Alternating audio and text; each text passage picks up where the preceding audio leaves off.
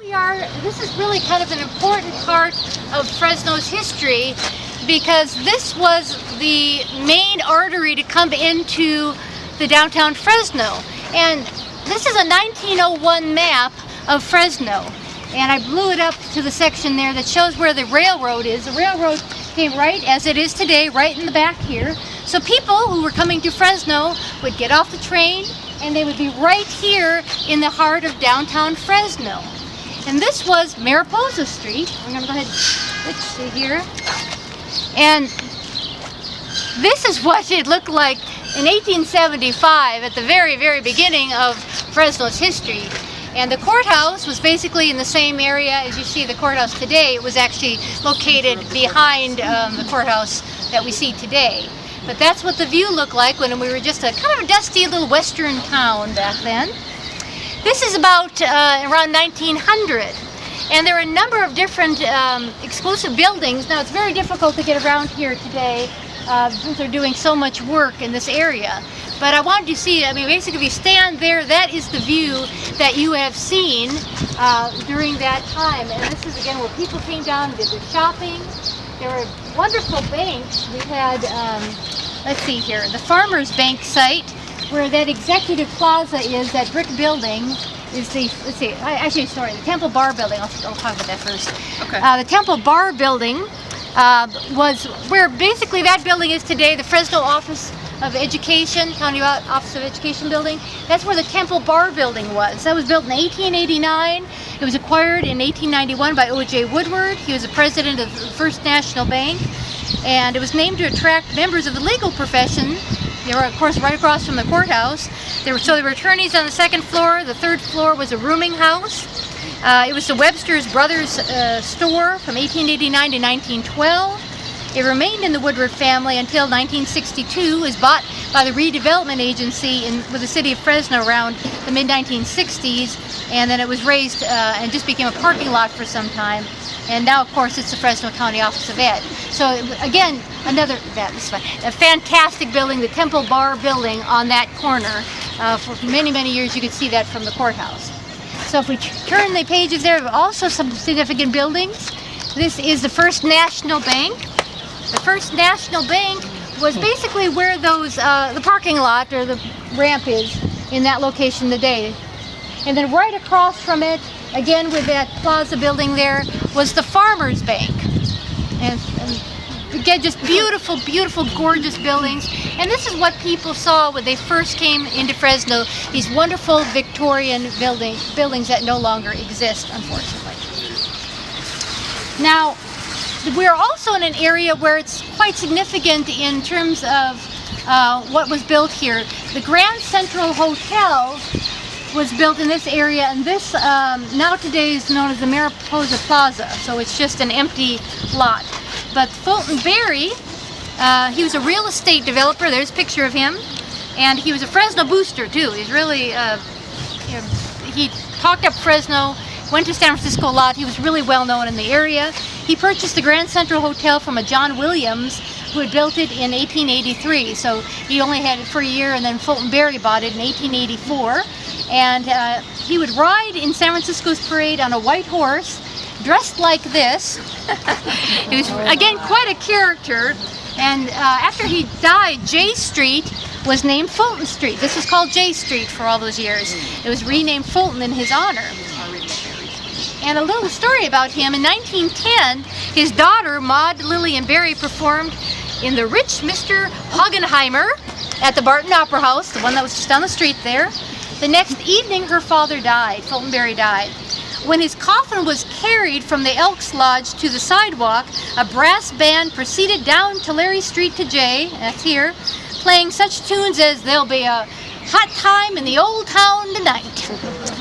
And as the procession reached the Grand Central Hotel, which again was here, and I'll show you pictures in a moment of that, the band began to play Auld Lang Syne.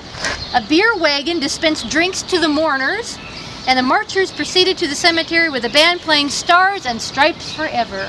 So wonderful stories about Fulton Berry. He also was known as, he legitimately in San Francisco slipped on a banana peel And they had an article on there. It was right in front of Lauda's Fountain, which is a landmark today in San Francisco where they always meet when they talking about the earthquake. But he was badly hurt, and so he was well known for these parts. Now the Grand Central Hotel was really exactly what it was. It was just a beautiful, beautiful hotel, really the finest hotel in this area. And it had verandas going around so people could sit and out on the verandas enjoy downtown Fresno. And the next one, right here. So this is what it looked like in the 1930s. So they had taken the verandas off, but again, it was all in this location right here. This is where this hotel was. And then finally, when the Fulton Mall went in, they stuccoed it over. And I know, and you just go, no. That was it. That was what was preserving buildings at the time. And so the hotel continued to be on the upper floors. On the bottom floors, they had a number of different little stores and things like that. These pictures show, again, from this location, what it looked like around the 1960s there. You can see the old courthouse. That's and you can see Fulton construction, yeah, and this is the hotel here, and it's stuccoed in the back, but you see remnants of the old brick. So they didn't stucco the very back of the brick building. And there's one more picture there right after, a little bit better view. Again, this is the Grand Central Hotel, and you can see the stucco in the front and the bricks in the back. But unfortunately that was torn down. Again, I don't know the exact time when that was torn down, but it became Mariposa Plaza, which, they had performances and all that, and they saw the need for that. Finally, the last story that we have in this area, and he mentioned the plaque for the Green Bush plaque. It's no longer there, but it will be returned. Basically where those trees are, that's really the beginning of Fresno in that area, because there was a spring long time ago here when there was nothing here. The spring bubbled up to create a pond, and that's where deer, antelope, wild horses, coyote, and an occasional traveling Native American would come to quench their thirst. Then the railroad survey team came to the San Joaquin Valley in 1871, and they camped beside the spring. Because of a large bush that grew at the pond, the survey team called the place Green Bush. However, the Green Bush name did not last very long. In 1872, the railroad hired crews to drop maps of the town sites and to write down the name of each town. The only sign of life at the site of the new town was the Green Bush. They were told it was a Fresno or ash tree. So in 1873, when the official map was filed, it was entitled Town of Fresno. Not Greenbush. We would have lived in Greenbush otherwise. So it was in the 1960s, Mariposa Street was widened, and that's when they discovered the source of this spring. And they realized, they did some research, and that's what the plaque looked like. Sorry, it's kind of heavy there for her to hold, but the tree is long gone. no, I don't know about the tree. I mean, Is that it right there? No. yeah. No. And they claimed at the time when the plaque was put in that that was the only ash tree in the area. So I don't know, again, as it changed over the years. But the plaque was in that area, and it will basically, it said on the plaque, on this spot in the early days with a flowing spring beside which stood a large green bush. It's basically what I just said. The presence of this water caused the railroad in 1872 located station and town site here. And so in 1873, when the official map was filed, it was entitled Town of Fresno. So basically what I told you.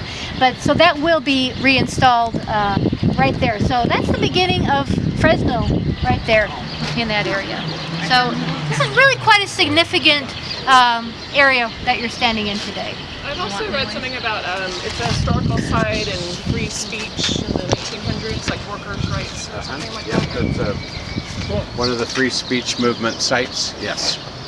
And in fact, I think you had like Vietnam protests and all that. We come across pictures. Yeah. I don't know if you have it with you, but but there was a Vietnam protest that has the clock tower in it, the anti-Vietnam War protest in the 60s. The Fresno State students and Vietnam protesters marched from Fresno State to here, which I try to think about getting college students to walk this far, unless they're avid hikers, would be kind of difficult. But think about that, and think about when significant things happened, you came here to express yourself. Whether it's a protest or whether the governor came to make a speech, this is where it all happened. So it's kind of emblematic to me when the Gulf War broke out. that the two sides were arguing at Blackstone and Shaw. And then recently, after our current president was elected, there were some protests, and they were where? Blackstone and Shaw. Well, no, they were at River Blackstone and by River Park, Bellagio or something, right? Yeah. So while we sprawl, we kind of lose that center space of where these kinds of community dialogues are going to happen. So I look forward to the day after we're done with this renovation where we have protests and demonstrations and arguments right in our town square, which is where they should be happening in a democracy, right? The other thing I want to say is that when the day before we have the grand opening party, we are planning a Fulton G. Berry Doodah Parade, which will go from Los Panchos up here to Tioga Sequoia, and will be be a little bit of a mock funeral for Fulton G. Berry, and finishing up with a beer wagon, of course, in his honor. And we want to get someone to dress up in a banana costume and really do it up well. So that'll be like. First time you heard the banana story, I think, right? No, we're already planning that. Yeah, so that'll be the unofficial the night before the grand opening of Fulton Street will be the Fulton G. Berry Doodah Parade, processional, and mock funeral. Is there a date? When are these things happening? We don't know yet. We should know in a couple weeks when the hard date will be, but we're looking at end of August, beginning of September. Getting close. Get done. Yeah, so this is the last block that hasn't been demolished.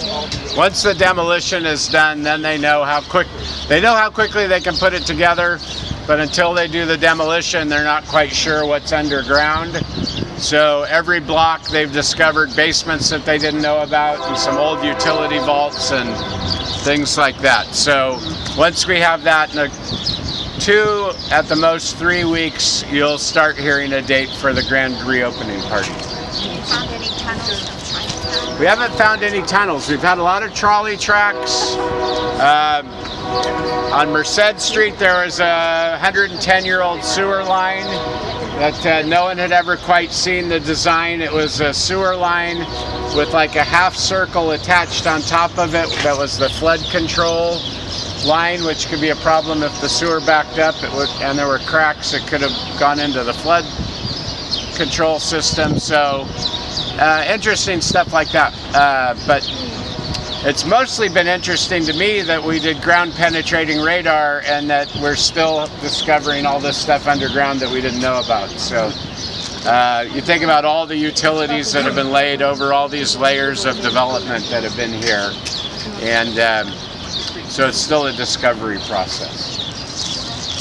So while we're here, Katie, obviously the tallest building that we see here today Our very own skyscraper. Yeah, Katie's going to talk a bit about, and you think you've groaned about the different buildings that were here before. We've got a few more to show you here, but I'll let Katie take over. Well, as Ruth said, the Mariposa Corridor was hugely important to the development of early Fresno. In April 1875, this lot sold for $187.50, and by the end of the year, it sold for $550. Nice return. Yes, yes, absolutely. In the early days, it just had a bunch of small business owners, kind of like, build your own business, photographers, carpenters, millinery shops, ice cream parlors, that kind of stuff. And then Charles G. Hutchinson developed it and purchased it in 1883 for $12,000. So clearly it was the cost of land, or the price of land, was developing at a rapid rate. He built the 2-story Hutchinson building right here on the site. It's 2 stories with a little tower, and it was called the Hutchinson building until the San Joaquin Light and Power built it. In 1888 he sold it to the Fresno Loan and Savings Bank. It was a series of banks for $46,000. So every 5 years it's like doubling or more in value. They added 2 more stories, so it's the back of that one. This one here. Yeah, they added 2 more stories and the second elevator in Fresno. And it was like this until the San Joaquin Light and Power built it in 1916. Yep. So in 1912, Hutchinson sold again for $65,000. It sold in 1916 for $152,000. So it's accelerating at a market A rate. lot of movement. To the Central California Bank. After they merged with the Farmers National Bank, it took on Fidelity Trust and Savings Bank, a new name. In 1922, the Fidelity branch of the Los Angeles Trust and Savings Bank, which quickly changed its name to the Pacific Southwest Trust and Savings Bank, bought it, or they bought it and then demolished it a year later in 1923. They completed it in 1924. Opened it officially to the public in early 1925. It was the tallest building at, how many stories? Anybody know how 16. many stories? 16? Right. I got 9 and 15 and 16 on my research, and of course you never know, right? 221 feet high. For the first 80 years of its life, it had an antenna that made it 308 feet high. I think that antenna has come down. In the 70s, my grandfather worked in telecommunications in town and has been on the roof and put antennas up there. There was a beacon on top, and we've learned that it might have also been on top of the Guarantee Savings and Loan that was like a frost warning for farmers at every 30 miles. And it is our great, wonderful landscape icon. And this one is where it's like kind of lit up. That's my favorite one. And do I understand that it's not earthquake safe? Oh, it is. Yeah. It is? And it's good. all structural. That's good to know. Because my mom's like, I heard that they couldn't put anybody in there because of that. So Oh no, we had it. It's all the structural. It's great. It's the first concrete on steel building in the area, so it's really overbuilt. It's very secure. Oh, good. Fantastic. I'd love to see more people move in. Yeah, there are 3 floors of condos up there now, and there's a waiting list. They're really beautiful. One of them is also on Airbnb. Yeah. So if you ever want to take your spouse or partner out for a fun weekend and live in the big city, you can experiment with what downtown living would be like. Or if you have people coming to visit, that's kind of a cool place to put them up for the night. So it's on this corner over here, looking toward the ballpark. What else is in there besides the condos? We have offices going in. He's working on permitting the 15th and 16th floor for a restaurant. The second floor is a hair salon, which is a really cool space. The guy who's there is in New York 1 week and in Fresno 3 weeks. So he's very highly regarded, like international color teacher for Redken. And on the third floor is a workspace called Workspace. And so you can rent a desk or an area or an office, or just have a monthly membership and go in there and work. So there are a variety of tech companies, and one really interesting tech company that is developing a sensor system to redo the way we do parking, to maybe not need parking meters anymore. And you just park over it, and it'll alert your phone how long you can park there and how much it will cost. And if you're over, it'll alert the traffic person to come over and give you a ticket. But kind of an interesting new phase of parking inventory management being born right out of this building. So we're encouraging the city to give them some parking spaces either on the street and or in a garage to be able to test out their system so they can begin spreading it to other cities.